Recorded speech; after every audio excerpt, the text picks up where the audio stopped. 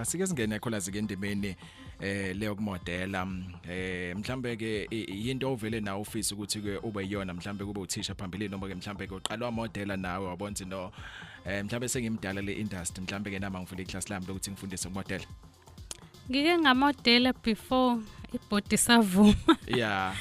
Ngike ngamodela so ngithe mangifika ekhaya kubo kunalo ngabona ukuthi hawu ingane ezinhle kangaka ezincane kangaka zihlezi nje azenzi lutho ngase ngithi awuthi ngikhiphe busy ke ase ngoba ke nami ngokwazi ukuthi ke I'm good at coaching modeling ngase ngithi ngibafundise khona ukumodela ngabafundisa ke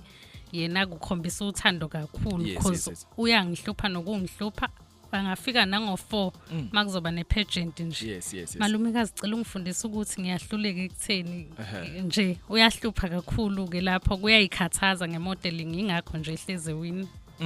Ngizwa kahle mhlambe ke engakwe class ke lakho lihamba kanjani ukhulaza kuzomodela ngiyazi ukuthi khona abantwana abasemakhaya abanye bafisa ukumodela abanye abazi ukuthi bazoqala ke kuphi begcine ke kuphi noma bazolandela ini nani mhlambe ngakwe class kuhamba kanjani.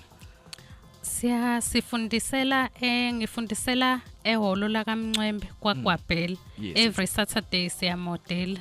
siya practice namhlanje nje siqale khona before sizila siya practice every Saturday sine group enabazali bama models nawo ama models la sekhulile nje bese kuthi laba abancane ke khona abazali egroupini siyasizana makuvotwa kukhona ipageant abayingenelile abanye makuvotwa siyasizana sivotele lo muntu lo makugitshelwa siyaxhasana itransport egroupini sisuke nje sisizana ngalokho nabazali abanye nama models amanye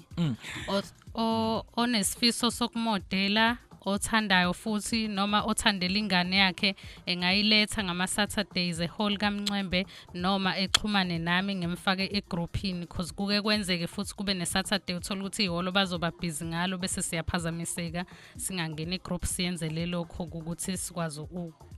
ukwenza ama updates ukuthi kwenzakalani namhlanje.